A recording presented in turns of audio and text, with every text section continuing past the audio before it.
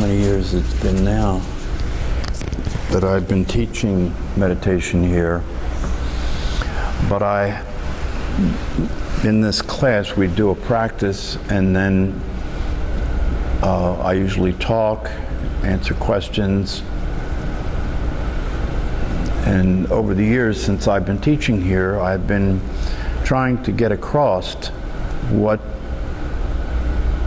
meditation is all about, and trying to get across the idea that it is not just about stress reduction. It's not just about sitting still and calming yourself, relaxing the body and calming the mind, but it's about using the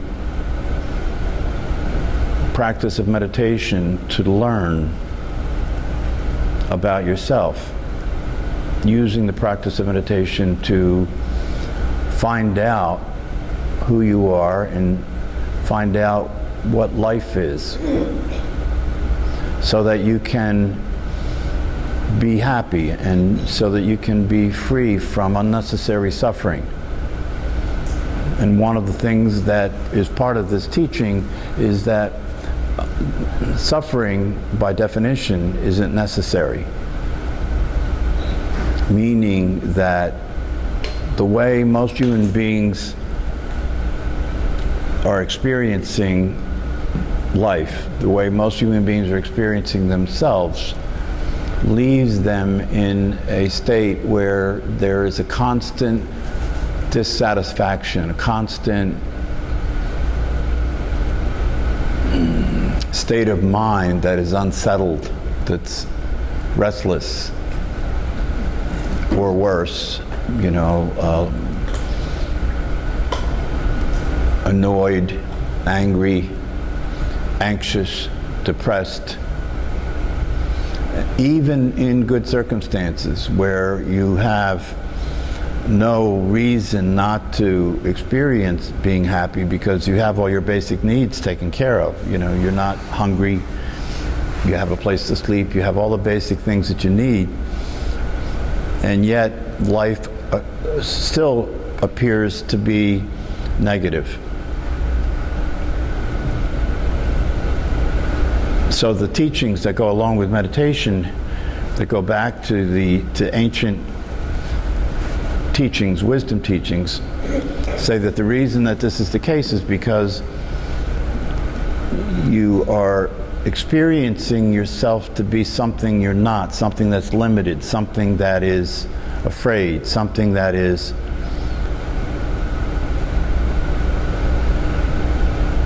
trying to understand life and make things work.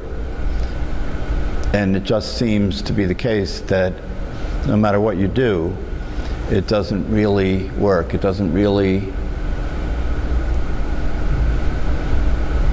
result in your being happy. And the thing that makes it more disturbing is the fact that it's not that it doesn't work at all. There are times in most people's lives when they do feel happy, but it never lasts.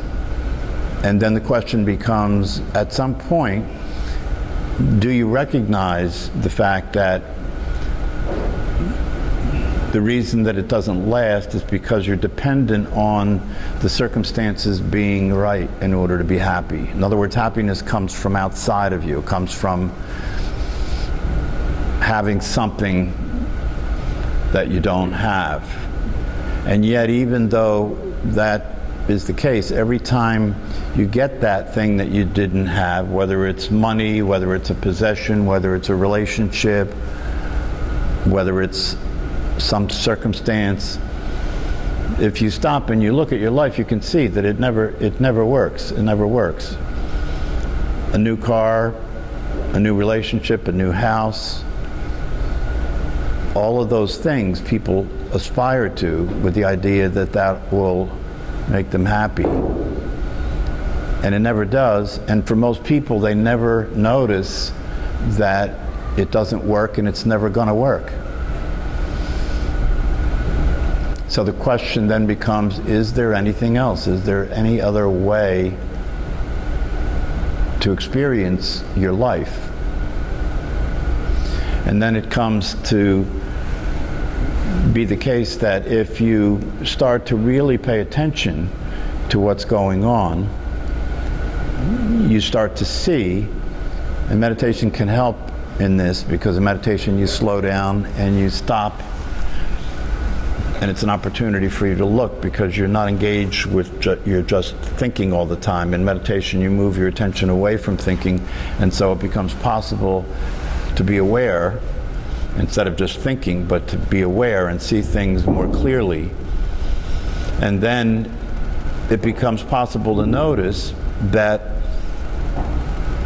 the situation you're in is one in which not only are the circumstances always changing and never consistent and reliable, so you can't get happiness, you can't get satisfaction from the circumstances because they're always changing, but you are always changing as well.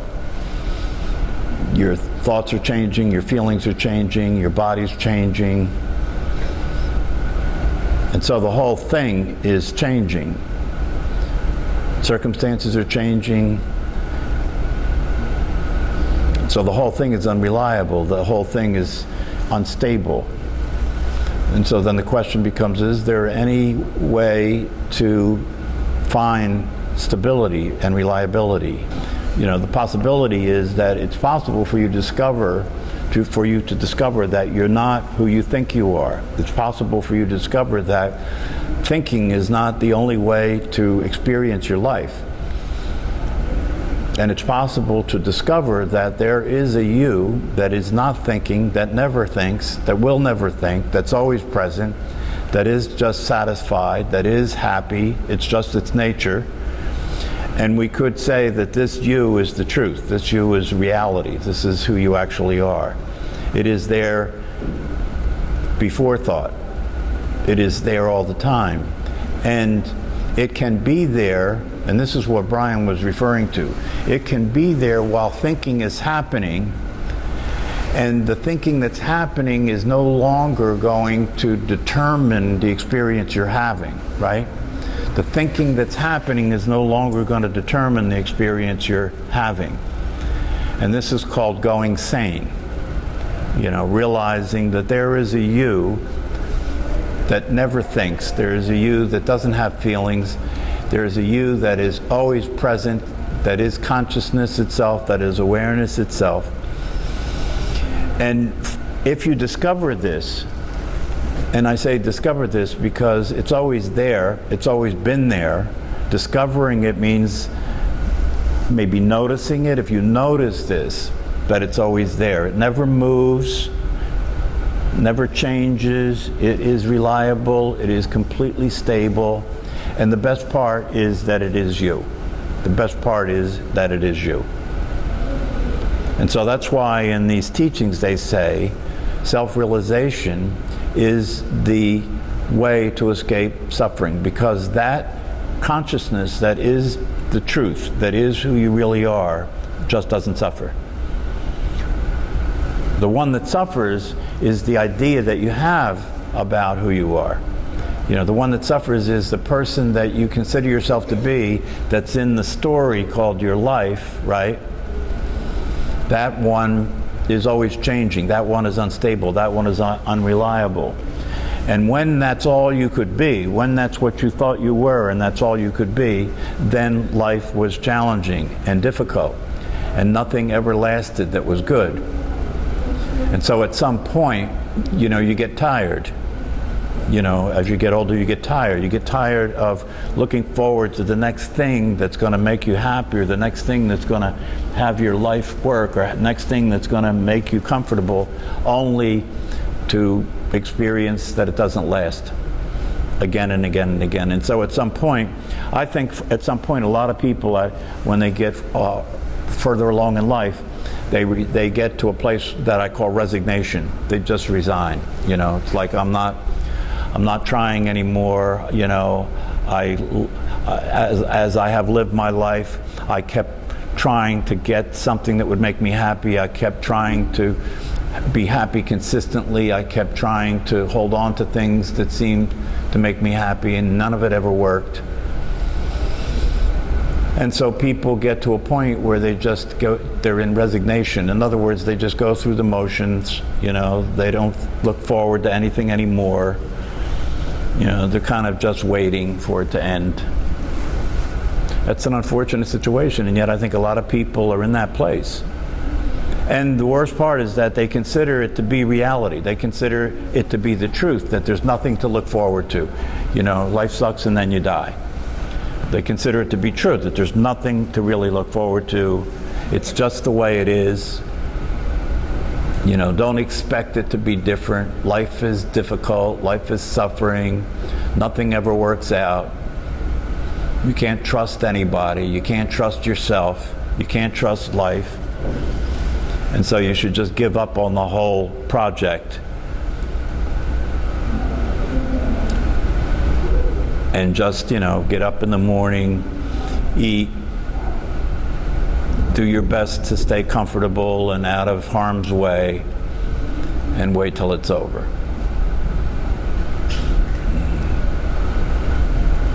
The other alternative that a lot of people come up with is they decide, well, given the way reality seems to be,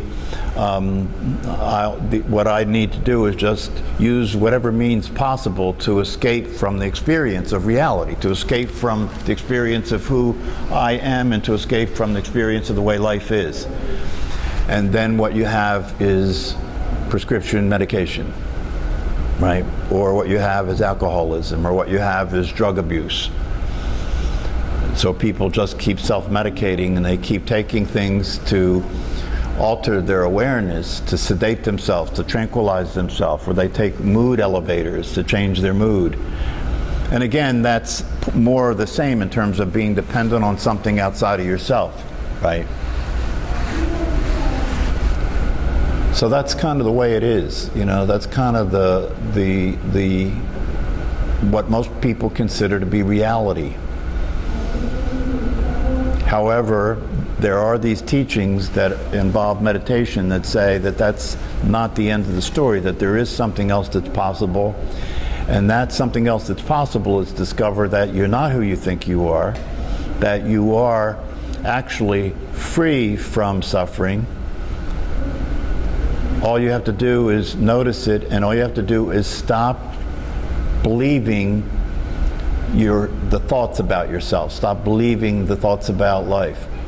Stop believing your conditioning. Stop believing that the world is the way everybody says it is. Stop believing that when it rains, it's miserable. Stop believing all of the things that people believe that have them live in a world that's negative.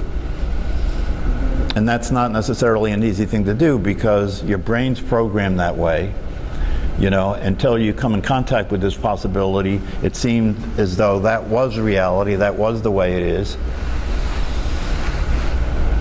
So meditation is a way of starting to practice not being that way, starting to practice sitting still and being aware of awareness itself, and learning that you don't have to be related to the thoughts that occur in your mind that keep generating this negative world. You don't have to keep relating to the thoughts in your mind that keep generating the negative world. So another way of saying the same thing is to say that right now, see, this is what I'm saying in effect, the bottom line. Right now, it's possible for you to actually be very happy. Right now. It's possible for you to be very happy. To really be very happy, to really be enjoying being alive, to really being excited about the experience you're having of being alive. That's possible right now. It's not the case for most people, because the state of mind you're in, right, the state of mind you're in has you relating to thoughts about yourself and about life that shut that down, right, that shut that down. The state of mind you're in is one in which what I just said would appear to people, from the viewpoint of a state of mind, would appear to people to be unrealistic. What do you mean you can be happy right now? What do you mean? That's unrealistic. Get real. Be happy right now. Because if I went around the room right now and you were going to be brutally honest, right? and I would ask you to tell me about your experience of yourself and your life, and you were going to be brutally honest, right? What would come out of your mouth is the reasons why you're not happy right now. Because what people have a tendency to talk about is negative. You know, when you're mind wandering, which is about 50% of the time according to neuroscientists, when you're mind wandering, it's a negative experience. When you're mind wandering, it's an experience where you're being concerned. You're being concerned. That idea you have of yourself lives in a state of being concerned. You know, what's going to happen next? You know, I have a pain in my side. Am I going to die from cancer? You know, what bills do I have to pay this week? You know, what's wrong with my relationships? You know, you look in the mirror and what you see is an aging body. You know, it's all unpleasant. The whole thing's unpleasant, right? If you move around in life and you move around other people, right? The experience you have of moving around among other people involves reactions to other people, right? That you don't like the way somebody is, the way they look, the way they're driving their car. So this state of mind is this very immature, reactive state, right, in which everything appears to be a concern. And because that's the case, your life is about trying to escape from that, right? Since that's the case, your life is about doing anything you can, little things and big things, to try and escape from that negative state. Little things and big things.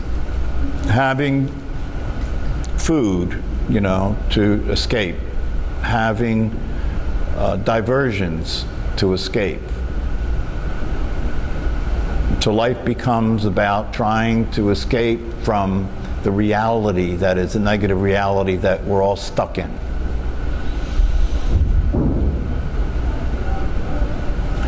So if you hear about this possibility, then the question becomes, are you willing to consider it? Are you willing to seriously consider it? Are you willing to pay attention to it? Are you willing to learn about it? Are you willing to notice it and accept that it is real? Meaning that, are you willing to notice yourself? Are you willing to notice the awareness that is in your chair right now, that is the truth of who you are? And the way that you can know that this is the truth of who you are is you could put everything else aside but that, because if that is put aside, you're not here, right? The one thing that has you be here is that you are aware that you're here, yes? If that's taken away, you're not here. So that means that must be what you are. Do you understand? That must be, because everything else can be taken away. You can be brainwashed, you can lose your memory, right? You may not know who you are. Everything else can be taken away. But not that. If that's taken away, you're not here. That must mean that that's who you are. And if it's true that that's who you are, then the question is, are you willing to be who you are? Are you willing to experience yourself as that awareness, which means that awareness is not the idea you have of yourself. That awareness is not your personality, right? That awareness is not what you think. That awareness is always just here, just free, never moves, has no shape, has no needs, is not trying to do anything. It really is freedom. It really is the ability to just be here. And that ability to just be here, that it doesn't need anything, doesn't want anything, has no form, has no history, has no story, has no body, has no shape, has no feelings, has no needs, isn't trying to get anything, isn't going anywhere. If you hear what I'm saying, then you must understand that the experience I'm talking about is one in which you would just naturally be happy, wouldn't you? If you don't need anything, if you don't want anything, that means you're content, right? If you're not going anywhere anymore, if you're just here, it means that you can just be here. And you can be here with everything the way it is, And that's what Brian was talking about. You could be here with your mind the way it is. You could be here with the thoughts the way they are and know that that's just thoughts. That's not who you are. You don't have to relate to that and believe that it's true, right? So this means you don't have to change. It can be a rainy day and the thought can still arise in your mind that it's nasty and you don't relate to that like it's true. That's freedom. You don't have to change.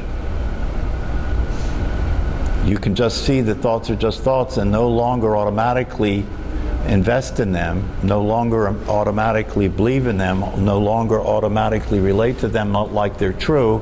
And if that's the case, you're free. You're free. Because your brain and your mind has been conditioned to be fearful and negative, hasn't it? Your brain and your mind has been conditioned to be fearful and negative. That's why life sucks. But you can be free because you can disengage from that and understand that you're not the one thinking those thoughts. Those thoughts are just coming from your conditioning. You're not the one thinking those thoughts. And once you see that that's the case and you start to pay attention to the awareness that you are, you can eventually disengage yourself from being attached to thoughts and being run by the idea that the reality that everybody agrees is real is not real. Yes? So do you have to be in a constant state of meditation, or at some point does it become just natural? I mean, when does it happen? And if it happens, do you have to work at it to keep it there? Or? That's such a good question. I love it when somebody asks a question like that because it means they hear what the hell I'm saying. Because sometimes I wonder, whether I'm alone. Yeah, good question, right? So meditation is practicing ultimately, right? If you develop your ability to pay attention consistently, which is what you're practicing, meditation becomes the practice of experiencing yourself. Sitting there, moving your attention away from your thoughts, being aware of awareness, is an opportunity to practice being what you really are. Now, if you do that consistently, you start to get familiar with what that's like. You start to notice the awareness that you are even when you're not meditating, right?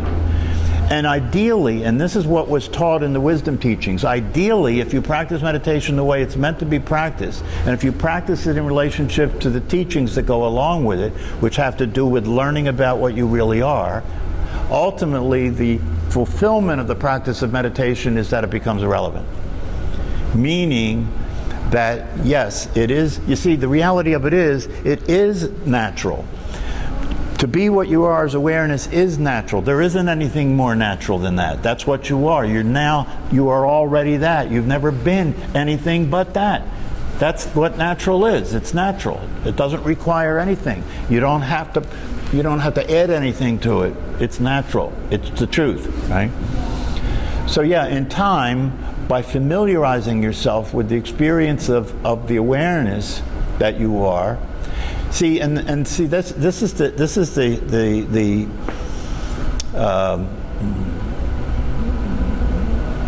challenge, right? The awareness that you are has no form, has no shape. You will never see it. You will never see it. It has no form, has no shape, makes no sound, never moves, right? So what you should be asking if you hear that is, well, how the hell will I know it, right? Because there's no way to see it, right? And the answer to that question is the way you'll know it is to be it. That's the only way you'll know it. And it is already true that you are it. So all you have to do is not try and find it, not try and be it. Just let go of the idea that anything else is true. How you be what you are is to let go of the idea that you're anything else but that. And then when you do that, it starts to become noticeable. When you know you're not the person that you have learned to be, and you can see what that person is like. You can see the thinking of the person. You can see the feelings of the person. You can see the way that person behaves and reacts as you move through your life, right? But because you're seeing it now, you must not be it because you can see it. Anything that you can see, you can't be being it because you can see it.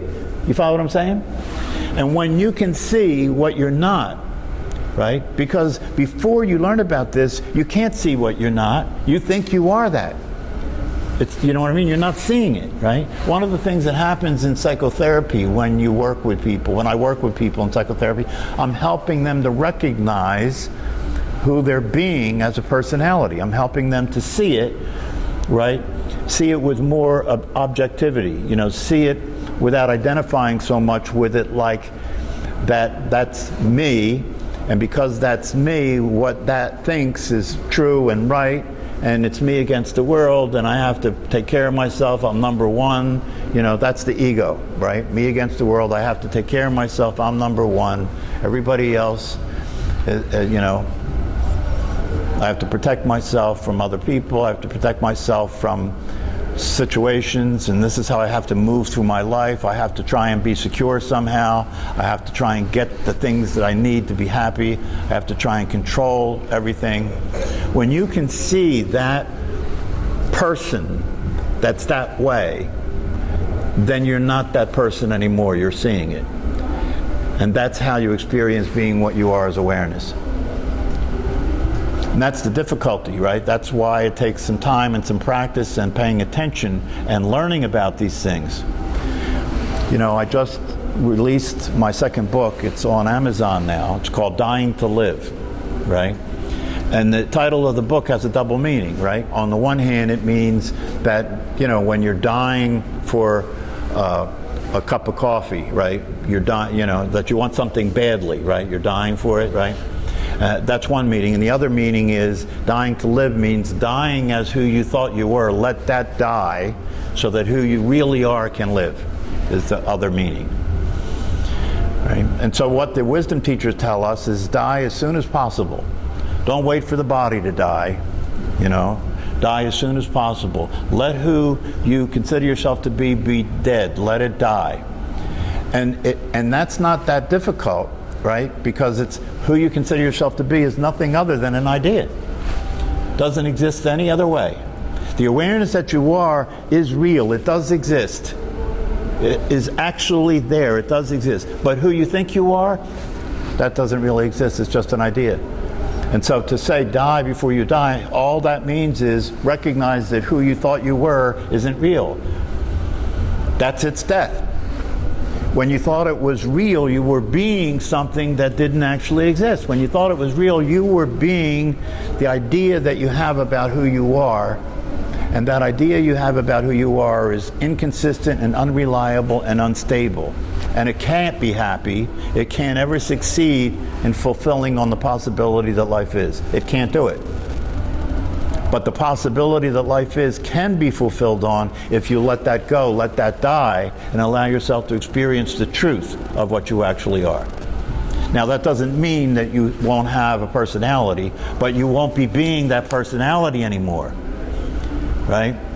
It won't be having you. It won't be using you to live a life of something that's not real.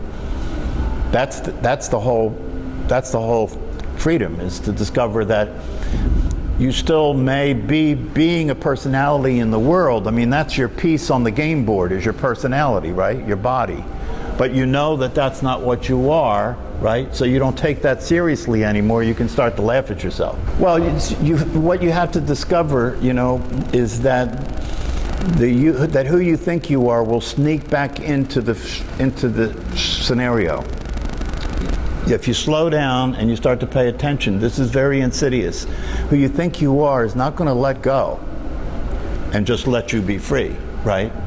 Right? It's going to continue to try and keep you in that state of mind, right? So when you say, oh, now watch how insidious this is. Oh, if I'm thinking a thought and I realize, oh, that's just a thought, I don't have to believe that thought or identify with that thought, right? Okay. So then I am better at dealing with things because I'm not following that thought, right? That thought might be a reaction, it might be some interpretation of things, so I'm better at dealing with things because I'm not following that, right? All that's an improved person. That's mindfulness. Nothing wrong with that. That's good, right? But what I'm suggesting to you is there's another step to take that is the big one, the big step, right? And that is to let the whole thing go. One of my teachers said, throw a net over the whole thing. Let the whole thing go, right?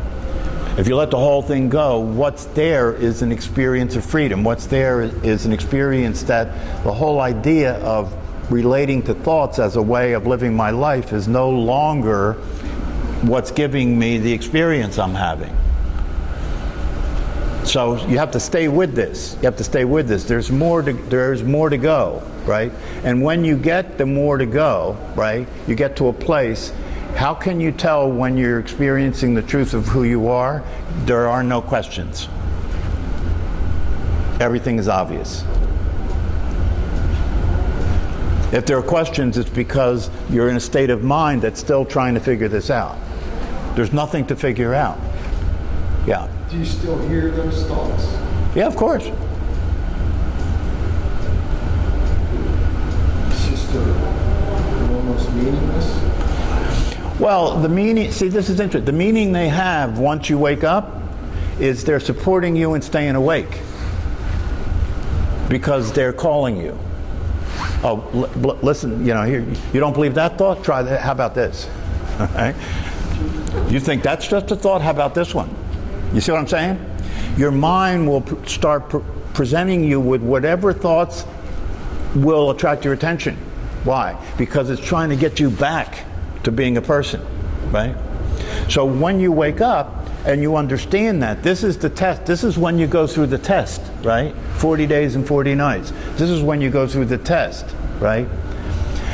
And when you wake up and you see reality as it is, then these thoughts are supporting you in being awake because they're challenging you. They're challenging whether your experience of yourself as awareness can be confirmed by your not buying the thought. So they're helping you to stay awake. And if you don't buy the thoughts, this is what happened with Jesus when he went into the desert. This is what happened with Buddha when he sat the last night under the tree before he woke up. They sat there and every possible thought and feeling that could tempt them came up. Right? And it's testing you. And for most people, in the way this goes, is you get sucked in. You get sucked in.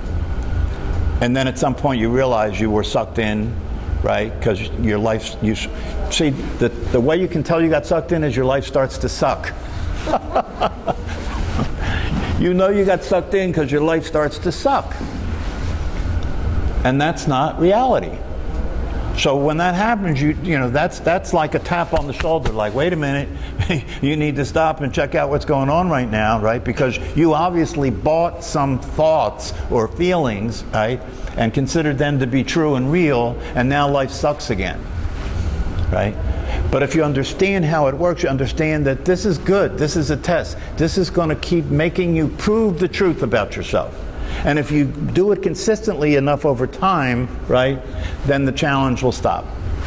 The mind will surrender, right? And it'll just work for you instead of you having to suffer from it. So I recommend that the paperback version of my book will be out tomorrow. And I highly recommend that you get it, right? Not because I'm interested in selling books. I don't expect the book to be a bestseller. People aren't that interested in the truth, right?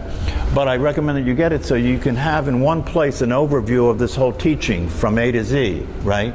And you can read it and use it to orient yourself. Use what it says, because what it says is everything I've ever said here in the last several years, right? So it gives you something to refer to that you can use to begin to practice being awake and begin to practice experiencing the truth of what you are. Kabish? All right, have a good day.